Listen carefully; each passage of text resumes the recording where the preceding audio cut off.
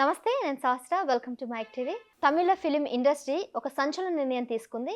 అదేంటంటే, విడుదలైన సినిమా 4 వారాల తర్వాత ఓటీటీలోకి రావడం వల్ల నిర్మాతలు భారీగా నష్టపోతున్నారు కాబట్టి, ఖచ్చితంగా 8 వారాల తర్వాతనే ఓటీటీకి వెళ్ళడానికి పర్మిషన్స్ ఇవ్వాలన్నట్టు నిర్ణయం తీసుకుంది. ఇక నిర్మాతలందరూ కూడా కలిసి చాలా రూల్స్ అండ్ రెగ్యులేషన్స్ కూడా అన్నీ పెట్టారు. మరి ఆ విషయాలన్నీ కూడా మనం ఈరోజు మనతో పాటు ప్రముఖ సినీ నిర్మాత రవికుమార్ గారు ఉన్నారు. ఆయన అడిగి తెలుసుకుందాం.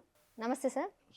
సార్, టీఎఫ్పీసీ తమిళ ఫిలిం ఇండస్ట్రీ ఏదైతే ఉందో, తమిళ నిర్మాత మండలి అందరూ కూడా కలిసికట్టుగా ఒక నిర్ణయం అయితే తీసుకున్నారు. ఈసారి ఏ సినిమా అయినా కానీ ఖచ్చితంగా 8 వారాల తర్వాతనే ఓటీటీలోకి వెళ్ళాలని చెప్పడం. రెండో ఇష్యూ ఏంటంటే, ఎవరైతే ఆల్రెడీ సినిమా స్టార్ట్ చేశారో అక్టోబర్ 31 వరకు క్లోజ్ చేయాలి, లేదంటే నవంబర్ 1 నుంచి అసలు మళ్ళీ ఆ షూటింగ్ అనేది చేయకూడదు అంటున్నారు. కొత్తగా ఎవరైతే సినీ నిర్మాతలు ఎవరైనా స్టార్ట్ చేయాలనుకుంటే ఆగస్టు 16 తర్వాత అసలు చేయకూడదని రూల్ పెట్టారు.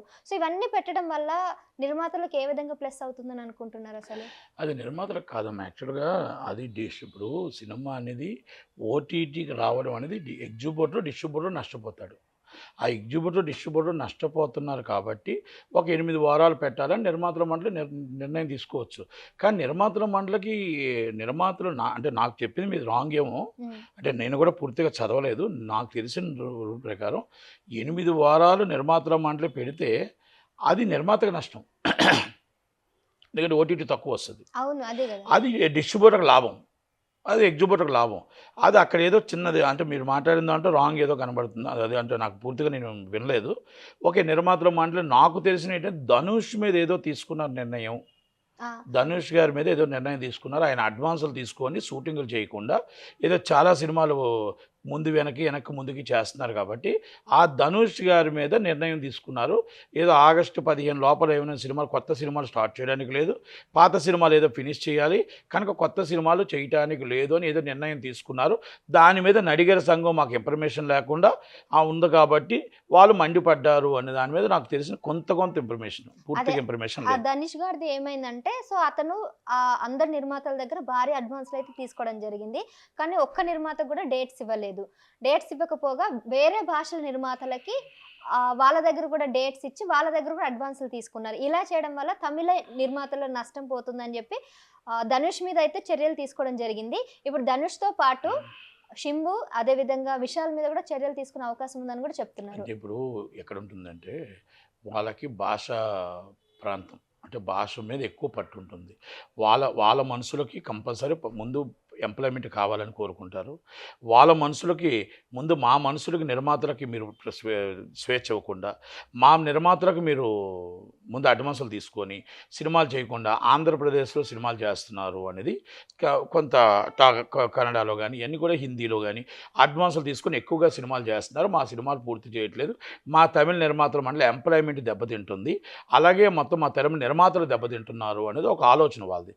వాళ్ళు ఎప్పుడు కూడా భాషా ప్రాంతంగా వాళ్ళు ఎప్పుడు కూడా వాళ్ళ ఎంప్లాయ్మెంట్ కోసం, వాళ్ళ నిర్మాతల కోసం is a very tight fight చేస్తారు. వాళ్ళు కానీ కర్ణాటక కానీ వెరీ టైట్ ఫైట్ ఉంటుంది. ఎప్పుడు కూడా మాకు ఇక్కడ అంతగా పెద్దగా ఉండదు. కానీ మేమందరం ఉదయం ఇప్పుడు నేను మంచిగా మాట్లాడితే నాకు వెంటనే ఇంకొక యాంటీ ఒకరు తయారవుతారు మాకు ఇక్కడ. అక్కడ అలా ఉండదు. భాషా ప్రాంతం అనేది చాలా ఇప్పటి నుంచే కాదు, Pepsi federation of India Pepsi కానీ అన్నీ కూడా చాలా సీరియస్గా ఉంటాయి. వాళ్ళ మనిషికి ఎంప్లాయ్మెంట్ అనేది వెరీ ఇంపార్టెంట్, భాష అనేది వాళ్ళ నిర్మాతకు వెరీ ఇంపార్టెంట్. అయితే అక్కడ జరిగిన ప్రాంతంలో విశాల్ గారు కానీ, అక్కడ శంభు గారు కానీ, అక్కడ మన ధనుష్ గారు కానీ Hindi and Telugu rights Asian Sunil ఇక్కడ అందరూ చాలామంది డేట్స్ సితారా ఇవన్నీ కొన్ని డేట్స్ ఇచ్చి వాళ్ళతో షూటింగ్ చేస్తున్నారు అనేది వాళ్ళకి వినికిడి. వాళ్ళవి అందరివి చేసి వాళ్ళ ముందు ఫుల్ఫిల్ చేసి తమిళ నిర్మాతలను ఇబ్బంది పెడుతున్నారు, తమిళ నిర్మాతలకు ఇవ్వట్లేదు అనేది వాళ్ళ కంప్లైంట్. నడిగర్ సంఘం ఏమంటుంది, అసలు వితౌట్ ఇంటిమేషన్ మా హీరోలకి మీరు ఇంటిమేషన్ ఇవ్వకుండా, మేము కూర్చోకుండా, జాయింట్ కమిటీ మీటింగ్ పెట్టకుండా మీరు ఎలా డెసిషన్ వన్ సైడ్ తీసుకుంటారు? మీరు వన్ సైడ్ డెసిషన్ తీసుకుంటే ఇది చెల్లదు, ఇది మీకు ఎలా చెల్లుతుంది? మాతో కూడా మీరు సంప్రదించాలి కదా. మా వాళ్ళు తప్పు చేస్తే 100% మేము కూడా జాయింట్ మీటింగ్లో మేము యాక్షన్ తీసుకుంటాం కదా అనేది నడిగర్ సంఘం నజీర్ గారు, మన నాజర్ గారిది ఆయన వాదన. అయితే ఇక్కడ ఆయన ఒక విశాల్ గారు ఏమంటారంటే, మీ నిర్ణయం మీరు తీసుకొని నా షూటింగ్లు నేను ఆపను, నేను చేస్తూనే ఉంటాను సినిమాలు, నేను నా నిర్మాతగానే సినిమాలు చేస్తాను, నా దగ్గరకు వచ్చిన నిర్మాతలు సినిమా చేస్తాను, మీది మీ నిర్ణయం మీది, నా నిర్ణయం మీద ఆయన వాదన. ఇప్పుడు మీరు అన్నారు ఇది ధనుష్ గారు దాంట్లో తెలుగు నిర్మాతలకు ఎక్కువగా ప్రాధాన్యత ఇస్తున్నాడు, హిందీ నిర్మాతలకు ఎక్కువగా ప్రాధాన్యత ఇస్తున్నాడు. ఎప్పటి నుంచో అడ్వాన్స్ తమిళ నిర్మాతల సినిమాలు ఆయన పక్కన పెట్టాడు అనేది ధనుష్ గారి మీద వాదన. ఓకే, మీరు అన్నట్టు ఇప్పుడు తమిళ్ నిర్మాత మండలి ఏదైతే ఉందో చాలా స్ట్రిక్ట్ గా ఫాలో అవుతారు అన్నారు. ఎస్, బట్ ఇప్పుడు విశాల్లో నాకు వచ్చిన వరకు నేనైతే కంటిన్యూ చేసుకుంటూ అంటే వెళ్తాను. ఆయనే నిర్మాతగా, ఆయనే నిర్మాత కాబట్టి ఫెడరేషన్ సపోర్ట్ చేస్తుంది, ఎవరికి చేస్తుందని చూడాలి. ఇప్పుడు ఫెడరేషను అక్కడ ఛాంబర్, సౌత్ ఇండియన్ ఛాంబర్ ఉంటుంది. సౌత్ ఇండియన్ ఛాంబరు ఇవన్నీ నీటిలో బుడగలాంటివమ్మా, కూర్చుంటారు, మళ్ళీ కూర్చొని సారీ చెప్పడాలు ఇవన్నీ జరుగుతాయి. ఇవన్నీ కూడా కొంత టైం పడుతుంది, కానీ టైమింగ్ కానీ ఏది కూడా శాశ్వతం కాదు. అన్నీ కూడా కూర్చొని మీటింగుల్లోనే తేలుతాయి, మీటింగులో అన్నీ కూడా సద్దుమణుగుతాయి. ఇప్పుడు ఆగస్టు 16 తర్వాత ఒక్క సినిమా కూడా చేయడానికి కుదరదు అని చెప్పడము, మళ్ళీ ఆల్రెడీ స్టార్ట్ చేసిన 31 వరకు క్లోజ్ చేయాలి, మళ్ళీ నవంబర్ 1 నుంచి అసలు ఏమి ఉండకూడదు, ఇలాంటి రూల్స్ పెట్టడం వల్ల అసలు ఏంటి అంటే ఇప్పుడు ఇవన్నీ కూడా ఒక సంఘం తీసుకున్న నిర్ణయానికి సౌత్ ఇండియన్ ఛాంబర్ ఉంటుంది, అలాగే మొత్తం టోటల్గా కాన్ఫెడరేషన్ ఆఫ్ ఇండియా ఉంటుంది, ఫెడరేషన్ ఉంటుంది, ఇవన్నీ ఉంటాయి. ఇవన్నీ కూడా మళ్ళీ కూర్చొని చర్చల రూపంగానే మాట్లాడుకుంటారు. ఇప్పుడు నాకు కోపం వచ్చింది, నేను ఒకటి ఏదో మాట్లాడతాను, ఇప్పుడు నేను బ్యాన్ అంటాను, నేను బ్యాన్ అంటే కాదు కదా, అది కూడా చర్చల రూపంగా ఉంటాయి. తప్పు జరిగి ఉండొచ్చు, తప్పు జరగలేదని నేను అన్నాను, ధనుష్ గారు తప్పు చేసి ఉండొచ్చు, విశాల్ గారు తప్పు చేసి ఉండొచ్చు, లేకపోతే మీకు శంభు గారు తప్పు చేసి ఉండొచ్చు. ఆ తప్పు చేసిన దానికి వాళ్ళ కోపం వచ్చింది, వాళ్ళ నిర్మాతలకు ఇబ్బంది పెట్టారు, వాళ్ళ నిర్మాతలు మీటింగ్లకు రావట్లేదు, వాళ్ళ నిర్మాతలు షూటింగ్లు చేయట్లేదు అని ఒక ఆలోచనతో చేసి ఉండొచ్చు.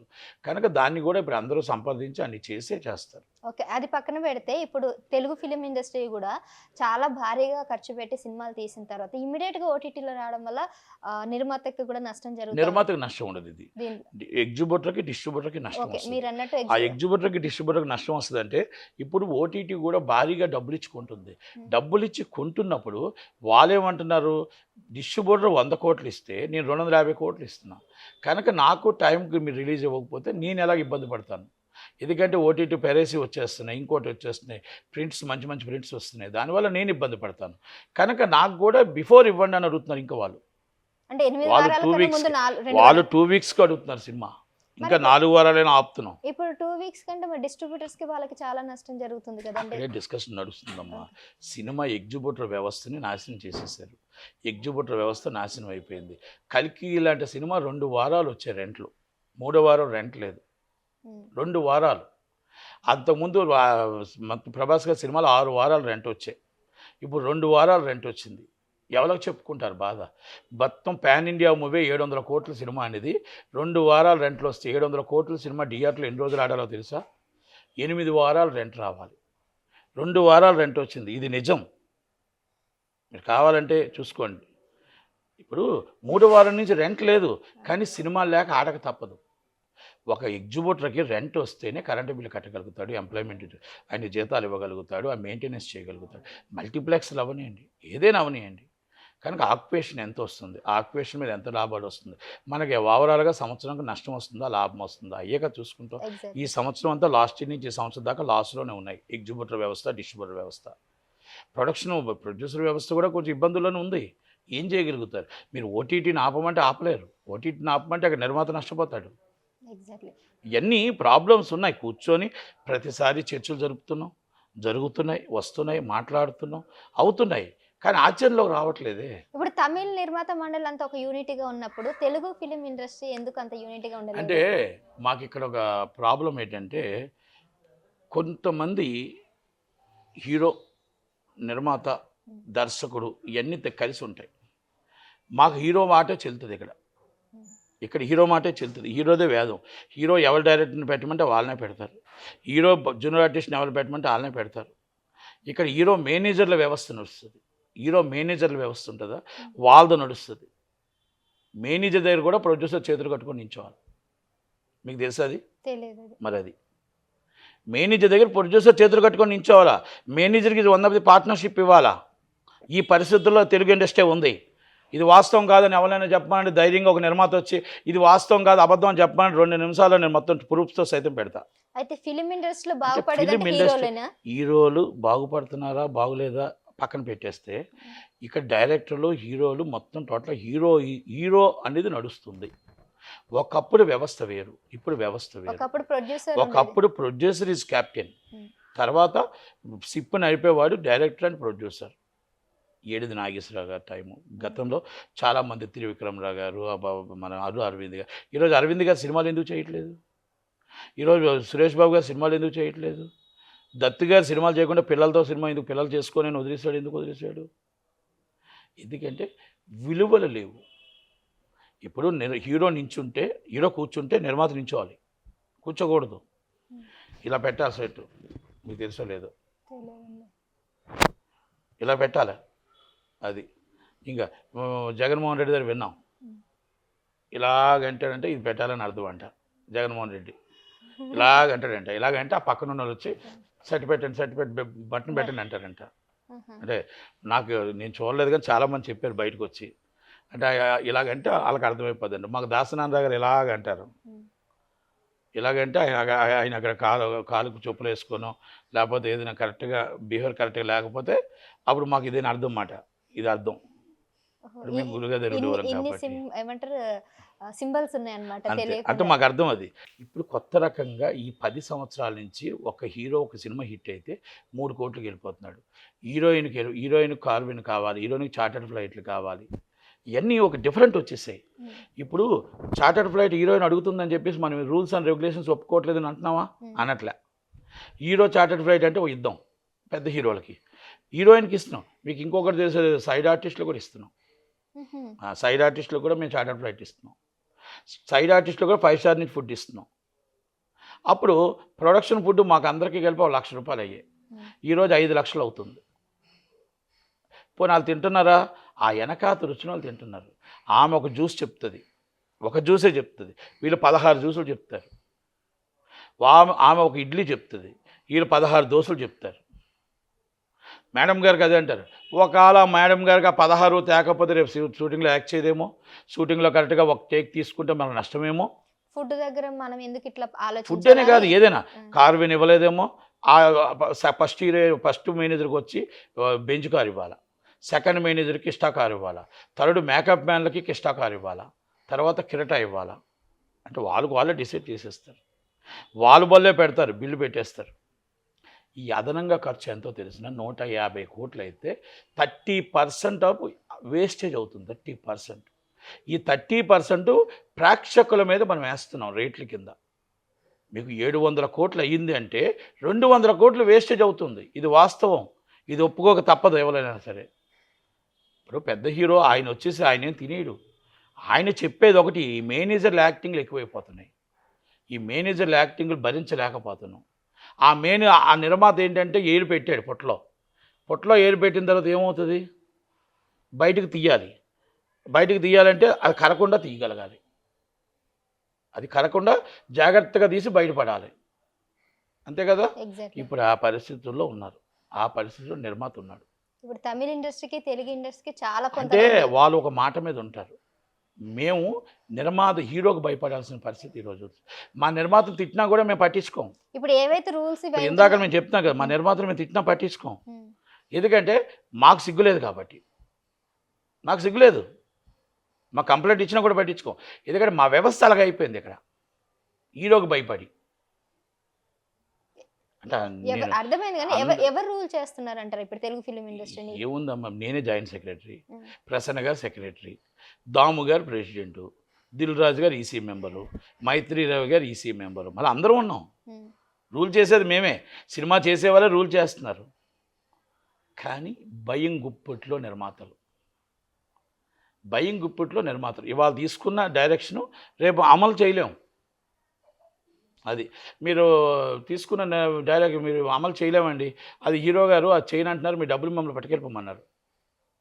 భయం వేస్తుంది సార్ ఆ డబ్బులు కంటే ఇంకా కొంచెం డబ్బులు ఇస్తాను సార్, మాకు ఎలాగైనా డేట్స్ వచ్చేటట్టు చూడండి సార్. ఆ పరిస్థితులు ఉన్నాయి కనుక మనం మారాలి అంటే వ్యవస్థ మారాలి. గత వ్యవస్థ మారాలి అంటే ఇప్పుడు హీరోలు కూడా మారాలి. హీరోలు కూడా నిర్మాతగా చూడాలి, డైరెక్టర్గా చూడాలి. కదా. అందరికీ టెక్నీషియన్ని చూడాలి. మనం అందుకే తమిళ నిర్మాతల మండలిని చూసి నేర్చుకుందాం అన్నమాట నేను ఇందాక కూడా మీకు చెప్పాను. ఎగ్జాక్ట్. కనుక తమిళ నిర్మాతల మండలి ఎప్పుడు కూడా మనకి పుట్టిందే తమిళనాడులో మన సినిమా ఇండస్ట్రీ. కనుక సినిమా ఇండస్ట్రీలో ఎప్పుడు కూడా విధానాలు అక్కడి నుంచే వస్తాయి. ఆ విధానాలు మనం నడిపించగలిగితే హీరోలకు కనిపింపగలుగుతాయి. హీరోలు నేను తప్పు పట్టట్లేదు. హీరో మేనేజర్ని మీరు అదుపులో పెట్టుకోండి. ఈరోజు డ్రగ్స్ మీద మీ మీద బ్యాడ్ వచ్చినా, ఈరోజు మీకు మొత్తం టోటల్గా పబ్బుల్లో బ్యాడ్ వచ్చినా ఈ మేనేజర్ల వల్ల వస్తుంది. రైట్. ఈ మేనేజర్ల వల్లే. ఈ మేనేజర్లు మిమ్మల్ని లోబర్చుకోవడం కోసం మీకు ఏది కావాలంటే సప్లై చేస్తున్నారు. ఇది కాదని చెప్పమానండి. ఇది కాదని ఎవడైనా నాతో డిబేట్కి వస్తాడా? ఏ మేనేజర్ అయినా వస్తాడా? వాళ్ళకి దమ్ముందా? రమ్మనండి నా దగ్గరికి, నేను చూపిస్తాను. పోలీస్ డిపార్ట్మెంట్ మేనేజ్ చేసుకొని ఈ మేనేజర్లు ఆడుతున్న నాటకాలని నేను బయట పెడతా. బయట పెట్టకపోతే సినిమా ఇండస్ట్రీలో ఇంకొకసారి నేను మైక్లో కూడా మాట్లాడను. ఆ ఛాలెంజ్ కావాలని ఒప్పుకుంటాడా? రెడీ అవ్వమానండి. ఇంకంతే, ఇంక సింపుల్. ఎందుకంటే మేము డ్రగ్స్ అరికెడతాం. ఈ మాటలు చెప్పొద్దు. మనం తెలుసు ఆ మనిషి ఎవరో తెలుసు కూడా మనం ఏమీ చేయలేకపోతున్నాం. ఆ పబ్బులు ఏంటో తెలుసు, మనం చేయలేకపోతున్నాం. హీరోయిన్లకి హీరోలకి ఈ అలవాట్లు చేస్తుంది ఎవరికి, కొంతమందికి అలవాట్లు చేసి అలా లోపరుచుకుంటుంది. ఈ మేనేజర్లు కాదా అని అడుగుతున్నాను నేను. ఇలాంటి మేనేజర్లు ఏం చేయాలి నడి రోడ్డు మీద? ఈ మేనేజర్ వ్యవస్థను ఏం చేయాలి? అది నేను అడుగుతున్నా. లేదు మేము నిజాయితీ పరులను ఒక్కరిని రమ్మన్న డిబేట్కి, ఎంతమంది అవినీతి పరులు ఉన్నారు నేను చూపిస్తా. సినీ ఇండస్ట్రీ నిజాయితీగా ఉంది. సినీ హీరో నిజాయితీగా ఉన్నాడు. హీరోయిన్ నిజాయితీగా ఉంది. హీరోయిన్కి భయం ఏంటంటే రేపు ఉదయం మేనేజర్ని కానీ మన మేనేజర్ని వద్దంటే రేపు డేట్స్ ఇప్పించడేమో, రేపు సినిమాలో నా మీద బ్యాడ్గా చెప్పి సినిమా తీసేస్తాడేమో.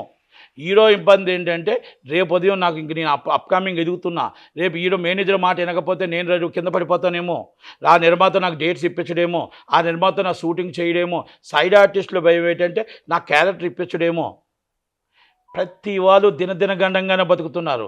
ఈజ్ అ టాప్ ఆర్టిస్టులు తప్ప కింద వాళ్ళందరూ దినదినగండంగా మేనేజర్ చెప్పినట్టల్లా ఆడుతూ పాడుతూ ఉన్నారు. తప్పని పరిస్థితి. మేనేజర్ లేకపోతే మేనేజర్ తీసుకుంది ఎంతో తెలిసినా అప్కమింగ్ హీరోయిన్కి 70% ఆయన తీసుకుంటాడు, 30% ఆ హీరోయిన్కి ఇస్తాడు. ఆ అమ్మాయి మేకప్కి కూడా రాదు, కారు ఖర్చులకు కాదు. వాళ్ళ బాధ ఎవరికి తెలుసు, వాళ్ళ కష్టం ఎవరికి తెలుసు. సంవత్సరం దాకా సినిమాలు తీసుకుంటే సంవత్సరం దాకా 70% మొత్తం మేనేజర్ లాగేసుకొని దోచుకుంటుంటే ఆ 30%లో ఆ హీరోయిన్ అదృష్టం బాగుండి టాప్ హీరోయిన్ అయితే ఓకే. టాప్ హీరోయిన్ కాకపోతే నడి రోడ్డు మీద పడిపోవడం తప్ప ఏముంటుంది ఆ హీరోయిన్కి? హీరోలకు ఏముంటుంది? హీరోలకు 70% మొత్తం లాగేసుకుంటే ఆ 30%గా డ్రెస్సులు కొనుక్కుంటాడా, ఆ మెయింటెనెన్స్ చేస్తాడా, ఆ జిమ్ చేస్తాడా? ఇవన్నీ చేస్తే వాళ్ళకి ఏం మిగులుతున్నాయి? అదృష్టం బాగుండి పెద్ద హీరో అయితేనే కానీ, లేకపోతే మామూలు హీరో అయితే ఈరోజు పరిస్థితులు చూడండి, రోడ్ల మీద ఉన్నారు. వాళ్ళ పరిస్థితి, వాళ్ళ ఇల్లుల పరిస్థితులు చూడండి, సైడ్ ఆర్టిస్టుల పరిస్థితులు చూడండి. సైడ్ ఆర్టిస్టుల పరిస్థితి 100% ఈ మేనేజర్ లాగేసుకుంటున్నారు డబ్బులు. ఈ మేనేజర్ వ్యవస్థ అనేది మనం ముందు బయట పంపించాలి. అది నేను ఇవన్నీ చెప్పిన నిజాలు. ఎక్కడా కూడా దీంట్లో నేను కల్లిబుల్లు చెప్పి వాళ్ళ మీదే నాకేం చుట్టాలు కాదు, నాకు వ్యతిరేకులు కాదు. ఇది నేను చెప్పిన నిజాలు. కనుక ఇది ప్రతి ఒక్కరు అర్థం చేసుకోవాలా, ఇది నిజమా కాదో చెప్పాలి. నేను తప్పు చేస్తే, నేను తప్పు మాట్లాడితే మీ ఎవరి దగ్గరికి డిబేట్కి రమ్మని నేను రెడీ. అది రైట్ సార్. సో ఇదే అంటే జరుగుతుంది ఇక్కడ తెలుగు ఫిలిం ఇండస్ట్రీలో. తమిళ్లో జరుగుతున్నటువంటి వ్యవస్థ ఏదైతుందో అది ఎగ్జాక్ట్గా అయితే ఇక్కడ జరగట్లేదు. వాళ్ళు పాటిస్తున్నటువంటి రూల్స్ కానీ, వాళ్ళున్నటువంటి యూనిటీ కానీ తెలుగు ఫిలిం ఇండస్ట్రీలో లేదని చెప్పి నటికుమార్ గారు అయితే అంటున్నారు. మరి చూద్దాం ధనుష్ మీద ఎలాంటి చర్యలు తీసుకుంటుందో, అదేవిధంగా నడి గారు వీళ్ళకి ఏ విధంగా వ్యతిరేకంగా వెళ్తుందో. నాజర్ అయితే వీళ్ళ మీద వ్యతిరేకంగా అయితే ఆరోపిస్తున్నారు. మరి అవన్నీ కూడా ఇంకా కొన్ని రోజుల్లో మనకి పూర్తి అప్డేట్ అయితే వస్తాయి. Thank you so much sir.